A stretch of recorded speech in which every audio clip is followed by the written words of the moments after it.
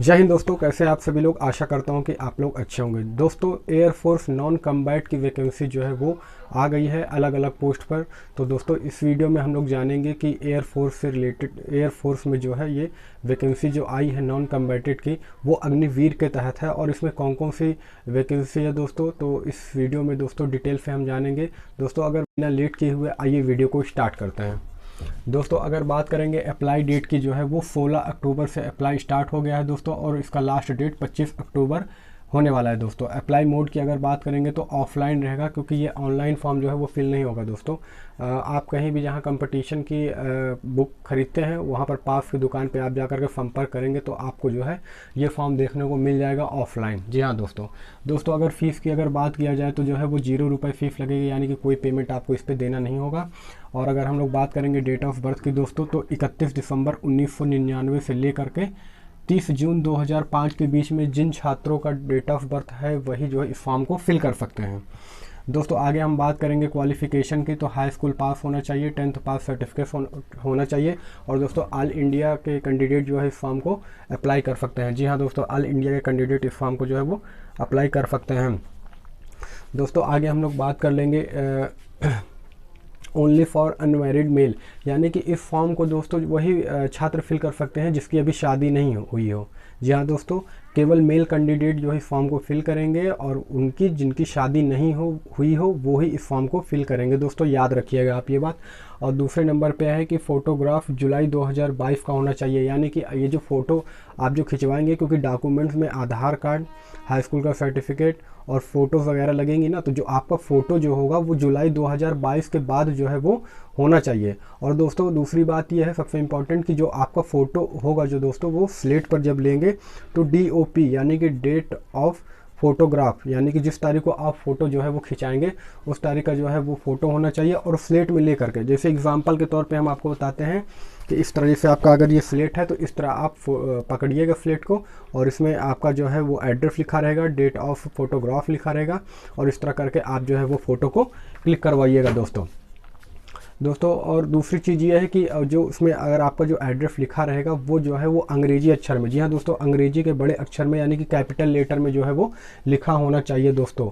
और उसमें जो है कर लेते हैं फिजिकल एलिजिबिलिटी की। फिजिकल एलिजिबिलिटी क्या रहने वाली है, तो बात करें अगर फिजिकल एलिजिबिलिटी की दोस्तों, तो हाइट जो है वो 152.5 सेंटीमीटर। तो जनरली दोस्तों इतना हाइट तो सभी का होता है, तो इसका मतलब है कि सभी छात्र जो है वो फिल कर सकते हैं, है ना। और आगे हम लोग बात करेंगे चेस्ट की, कि चेस्ट कितना होना चाहिए, तो minimum range of expansion 5 centimetre, यानी कि दोस्तों कोई क्राइटेरिया नहीं है कि कितना चेस्ट होना चाहिए। 70 सेंटीमीटर भी हो सकता है, 75 सेंटीमीटर भी हो सकता है, लेकिन बस एक शर्त है कि उसको फुलाने पर जो है वो 5 सेंटीमीटर जो है आपका सीना जो है वो फूलना चाहिए। बस दोस्तों ये चीज़ जो है वो होना मस्ट है।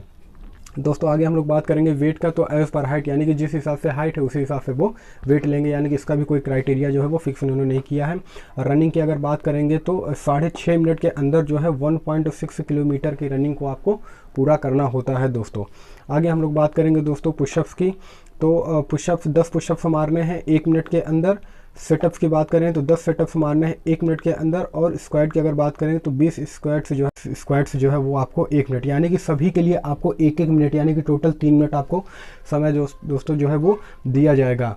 पुशअप्स ये जो नहीं होता है, पुशअप्स मारते हैं, बीम मारते हैं, स्क्वाट्स मारते हैं, तो इस सब के लिए जो है वो आपको 1-1 मिनट का जो है वो समय दिया जाएगा दोस्तों। आगे हम लोग बात कर लेते हैं कि किस स्ट्रीम में जो है वो कौन सी पोस्ट है। तो दोस्तों, अगर पोस्ट नेम की अगर हम लोग बात करेंगे तो दोस्तों देखिए, कुक, मिस एंड वेटर का पोस्ट है। उसके अलावा जो है वो सफाई वाला पोस्ट है, लेसर है, वाशर अप है, वाटर कैरियर का है, बार्बर का है, यानी कि जो बाल वाल काटते हैं वो, धोबी है, मूची है, टेलर है, और सबसे अंत में जो है वो वॉचमैन है जो निगरानी वगैरह करते हैं। तो इतने पोस्ट हैं दोस्तों, टोटल जो है वो 10 से ज़्यादा जो है वो पोस्ट हैं। तो इसमें जैसे देखिए क्योंकि ऑफलाइन फॉर्म है तो आपको पता है कि ऑफलाइन फॉर्म में क्या होता है कि एक 10 रुपये का जो है वो इसमें स्टाम्प भी लगेगा, जिसे हम लोग टिकट बोलते हैं।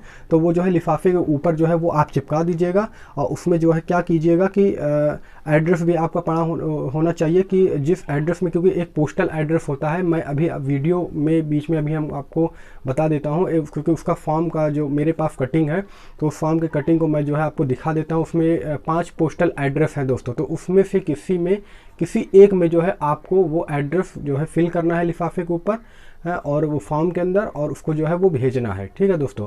और अपने घर का एड्रेस भी होना चाहिए, क्योंकि जब वहाँ उधर से यानी कि ऊपर से जब आपका एडमिट कार्ड आएगा दोस्तों, तो वो जो पोस्टमैन जो है वो आपके घर तक जो है वो लेकर के आएगा, जब उसमें आप एड्रेस डाले होंगे तब। ठीक है ना। तो आप अपना एड्रेस जो है वो साफ साफ अक्षरों में जो है वो डाल दीजिएगा दोस्तों। और कोशिश ये कीजिएगा दोस्तों कि स्पीड पोस्ट कीजिएगा, क्योंकि स्पीड पोस्ट करने से ये होगा कि 3 से 4 दिन में जो है आपका जो पोस्ट है, जो वहाँ जहाँ पर आप एड्रेस में जिस पोस्टल एड्रेस पे पहुँचाना चाहते हैं वहाँ पर पहुँच जाएगा दोस्तों। तो इस चीज़ का दोस्तों आप जो है वो अच्छी तरीके से ध्यान रखिएगा, और एक से ज़्यादा पोस्टल एड्रेस ना डालिएगा दोस्तों, नहीं तो जो है आपका जो फॉर्म है वो रिजेक्ट कर दिया जाएगा दोस्तों। तो इस चीज़ का आप ध्यान रखिएगा, केवल पोस्टल एड्रेस जो है केवल एक होना चाहिए। और वो पोस्टल एड्रेस जो है दोस्तों देखिए, वो जो उसकी कटिंग है फॉर्म का वो देख लीजिए दोस्तों, उसमें पोस्टल एड्रेस वगैरह सब कुछ पड़ा हुआ है, और उसी पोस्टल एड्रेस पे आपको इस फॉर्म को भेजना।